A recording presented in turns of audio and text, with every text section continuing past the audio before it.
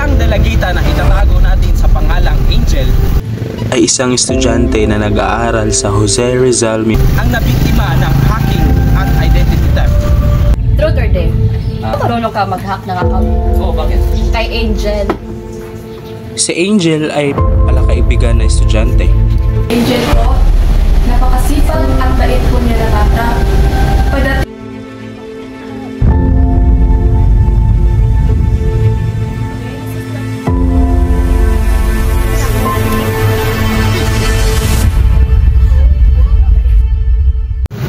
Isang dalagita na itatago natin sa pangalang Angel ang nabiktima ng hacking at identity theft at ginamit ang kanyang mga impormasyon sa di kaaya-ayang gawain. Ginamit ito upang manloko at manghingi ng pera sa kakilala nito.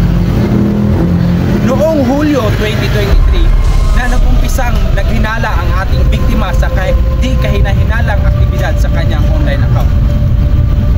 Noong Hulyo, nang dumulog sa ating otoridad ang ating biktima upang i-report ang mga nangyari. Samahan niyo ako sa pagtuklas ng katotohanan tungo sa paghahanap sa katarungan sa likod ng kasong ito. Magandang araw! Ako si Ian Carlo Muradilla at ito ang Istoryang Krimen.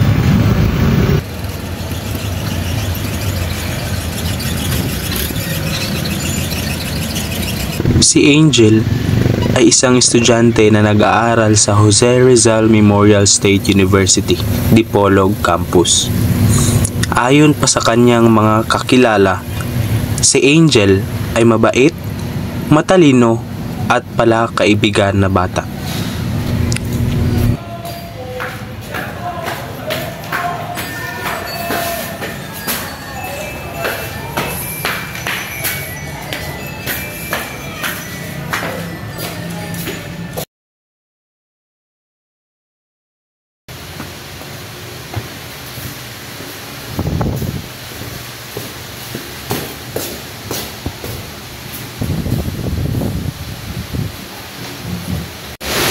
Wait guys, nagawa mo na timing natin. Okay?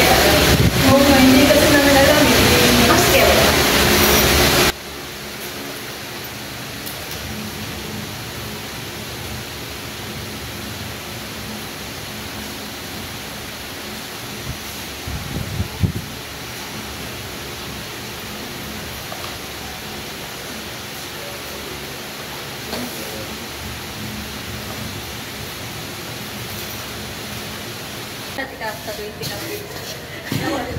Nakita mo ba yung virus? Oo. Kita mo ba? Wait.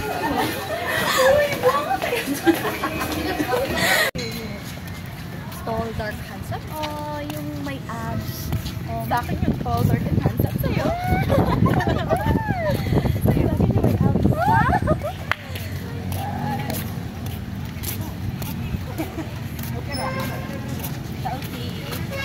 Selfie muna tayo. Okay, sige, go!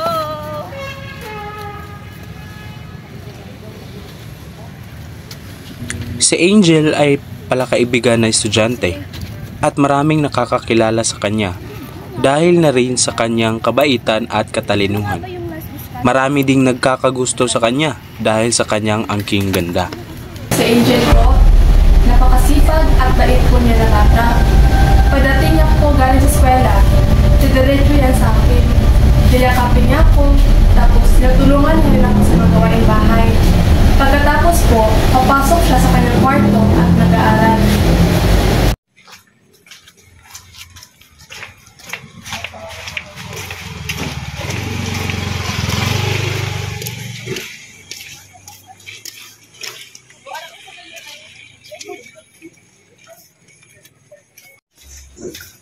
Ma?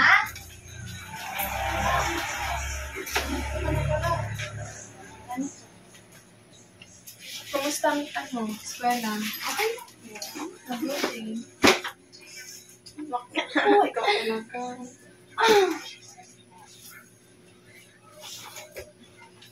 Pasok na po ako. Sige.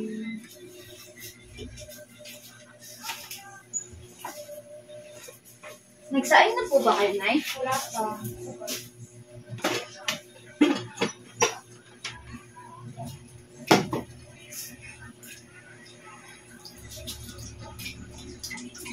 Alam niyo ba na yung taas ng score ko sa PA namin? Mabuti na. Tapos may kabati kami, ano? Liit ng score niya. Bukawan niyo. Kasi di siya kasi nag-aaral eh.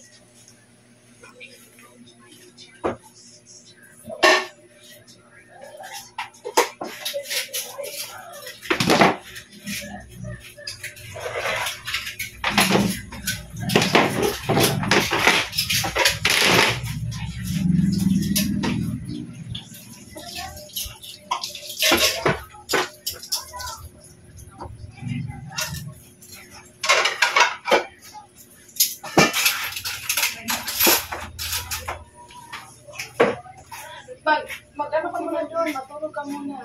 Kasi alam kong ano. Ano? Oras po tayo kakain. Mamaya, magluluto muna ako ng handaan ng pagkain. Singin na lang pa kami. Oo. Kasi may ano pa ko eh. May titingnan pa ako sa assignment ko. Sige na. Salamat na. Bye-bye. Sige po.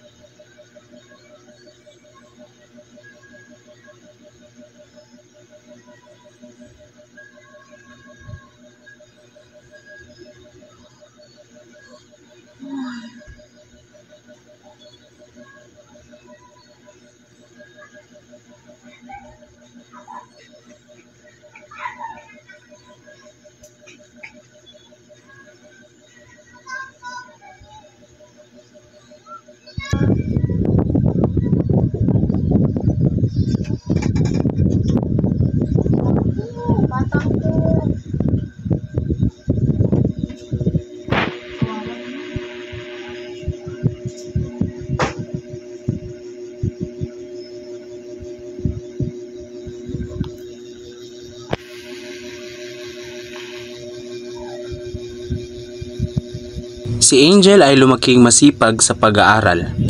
Mula elementarya ay marami itong mga awards sa kanyang mga paaralan. Kahit lumaki siyang walang ama, hindi ito naging hadlang sa pagkamit sa kanyang mga pangarap. Nak, yung baon mo, huwag mong kalimutan ha. Mag-aaral ka na mabuti. Opo, Nay. Para makapagtapos ka ng pag-aaral. Kasi si nanay, walang natapos. Mahirap ang buhay pag wala kang natapos. Lahat ng mga tao, dinadown ka. Nilockdown ka. Kaya huwag kang gumaya sa nanay mo, ha? Opo, Nay. Pagsisikapan ko po yung pag-aaral ko. Mag-aaral ka na mabuti. Para mabili mo yung mga gusto mo.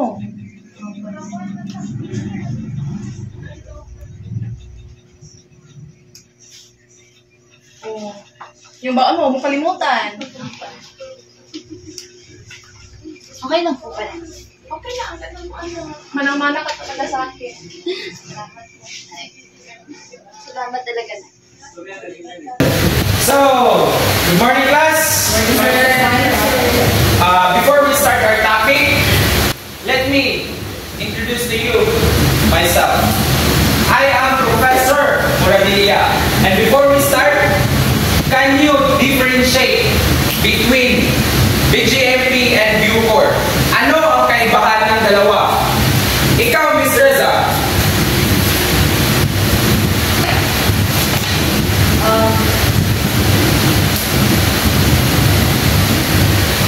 Ano?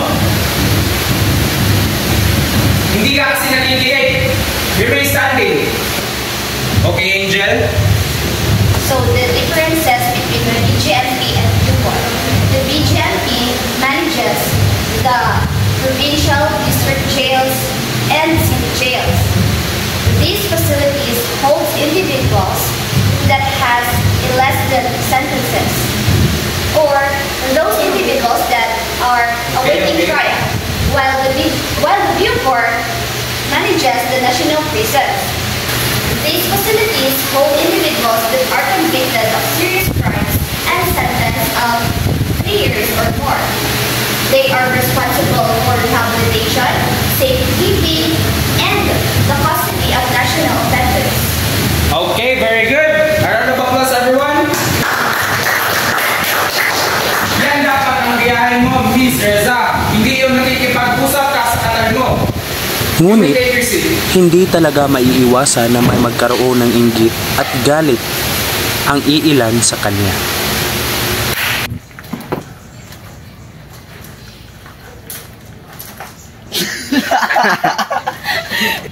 Truth or dare? Derek? Di ba marunong ka mag-hack ng account? Oh, bakit? I dare you to hack the account of someone I know. Ano? Kailangan ko bang gawin yan? Siyempre, pero yan na lang kung hindi mo kaya. Di wag mong gawin. Di wag ka na rin sumama sa amin. Sige na nga. Sino ba? I mean, kanino bang account i-hack ko? Kay Angel. Ayon sa ating suspect, itatago natin sa pangalan Jan. Dare lang daw ang kanyang ginawa.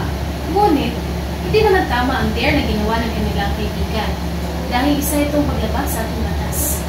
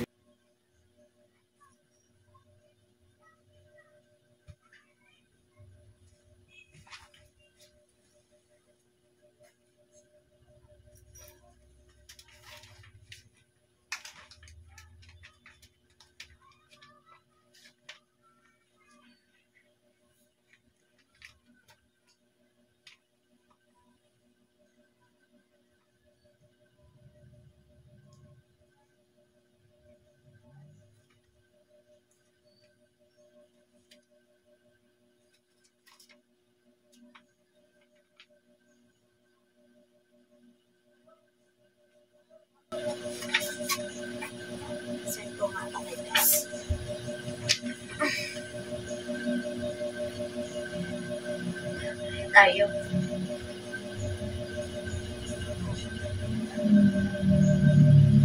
Tayo ba siya? Ma! Sira ba yung internet natin? Ayun ka.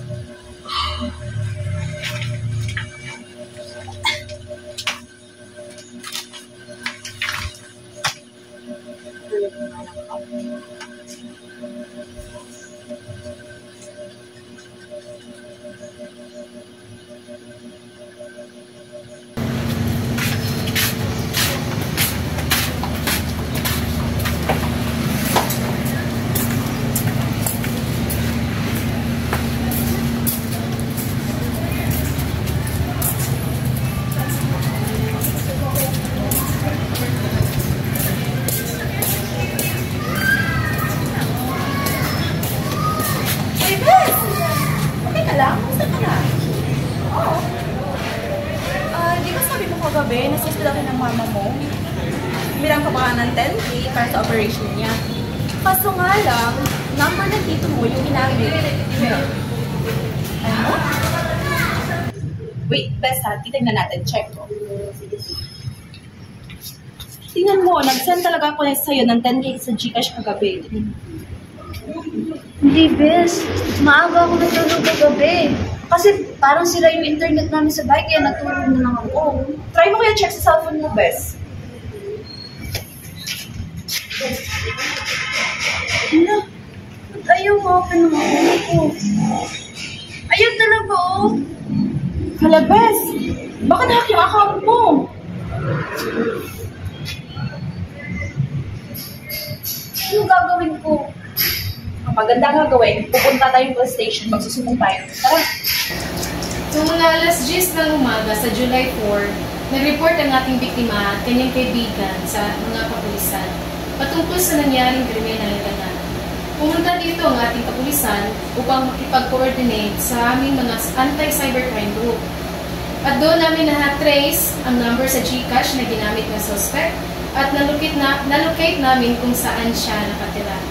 Noong mga alas 10 ng gabi, July 3, 2023, nag-message si Angel sa akin na pwede ba daw niya siyang humiram ng pera dahil nasa hospital daw ang kanyang mama at kailangan daw itong operahan. Nung nag-send siya na number niya sa akin, naghinala ko kasi ibang number na binigay niya sa akin. Humiram siya sa akin ng 10K. Ang sabi niya, sa tito daw niya yun, kapatid ng kanyang mama. Kaya dali-dali ako nag-send ng pera sa kanya at huli na namin malaman na nahack na pala ang account niya.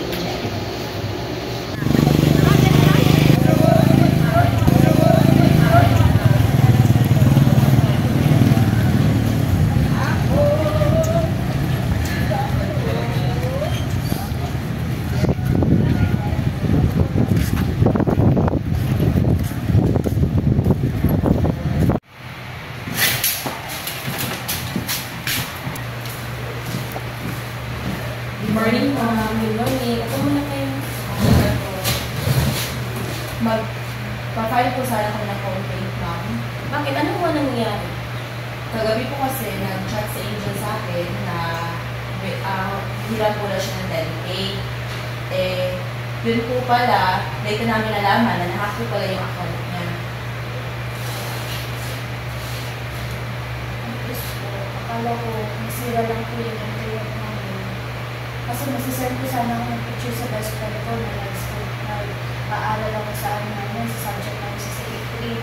Tapos, biglang may anomalya sa account ko, kaya akala ko kasi internet error lang yun. Kaya yun, hindi na ako na cellphone. Pinabukasan, sinalubo niya ako, sabi niya sa akin, chat daw ako na yung mama ko na hospital daw. Eh, ang aga lang natulog ko yung nanay, kaya hindi talaga totoo yun. Tsaka hindi ako yung ginamit ng account ko yun. Binahagi niya sa ating otoridad ang nangyari. Ayon pa sa kanya, bigla na lang daw hindi niya nagamit ang kanyang online account or ang kanyang Facebook account at akala niya may problema lamang ito sa internet nila. Nalaman na lang niya kinabukasan na nahack pala ito dahil nag-message ang kanyang kaibigan kahit magkasama lamang sila. Agad naman itong inaksyonan ng ating mga operatiba mula sa anti-cybercrime group at kinuha lahat ng impormasyon na maaaring magamit para ipin down ang ating suspect.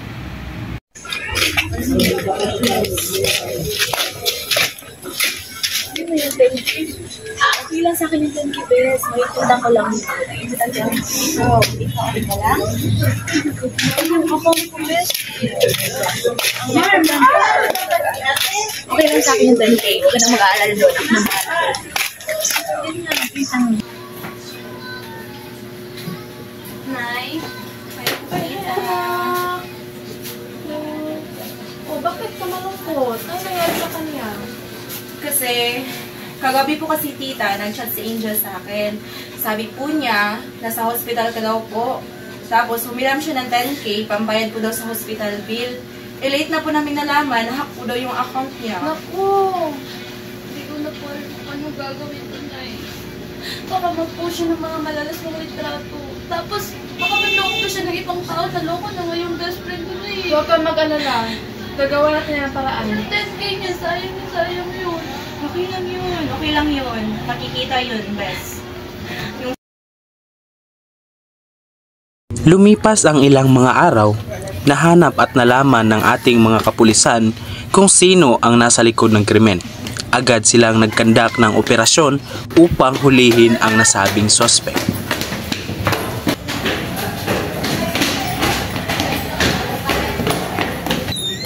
Daba, pulis! Tayo! Malikod! Load! Ikaw ay inaaresto sa salang identity theft. Ikaw ay may karapatang manahimik o magsawalang kibo. Anuman ang iyong sasabihin ay maaaring gamitin pabor o laban sa iyo ang anumang hukuman. Ikaw ay mayroon din karapatang kumuha ng abogado ng iyong pinili. Kung wala kang kakayahan, ito ay pagkakaloob sa iyo ng pamahalaan. Naunawaan mo ba ito? Base sa statement ng ating suspect, there lang daw o biro-biro ang kanyang ginawa. Hanggang sa nag-enter siyang manloko gamit ang account ng ating biktima. Hindi ko po intensyon na gawin po yun. Noong una, akala ko biro-biro lang. Pero gipit po kasi ako nun. Kaya naisipan ko pong manloko. Pasensya po sa nagawa ko. Pinagsisihan ko na po ang mga kasalanan ko kay Angel. Kay Angel, sana patawarin niya ako. Alam ko pong mali ang nagawa ko, kaya sana po mapatawad niya ako. Base sa ating mga operatiba, ang ating suspect ay maharap sa kasong computer-related identity theft. Base sa ating batas na Republic Act 10175 o Cyber Prevention Act of 2012, maaari siyang mahatulan ng pagkakulong mula 6 na taon hanggang 12 taon. At maaari din siyang magmulta ng 200,000 pesos at hanggang 1 million pesos. Ano ang masasabi mo sa ating suspect? Sana napagtanto niya ng paulit-ulit na mali at hindi kailanman naging tama ang panloloko niya ng ibang tao. Hindi man niya ako nasaktan sa pisikal, pero ang laki naman ang napinsala niya sa pagkatao ko. Sana pagsisihan niya at natauhan siya sa kulungan. Since maraming mga tao ngayon ang gumagamit ng online o Facebook account, anong mensahe mo sa kanila? Dapat nilang higpitan ang kanilang mga passwords sa social media para hindi ito makabumiso. At importante talaga na masiguridad ang mga accounts natin para hindi ito basta-basta mapasok ng mga hack. Nahuli man ng ating mga otoridad ang salarin ng krimeng ito, ngunit nag-iwan ito ng trauma sa ating biktima. Nagsimula sa biruan at nag-udlot sa kasamaan.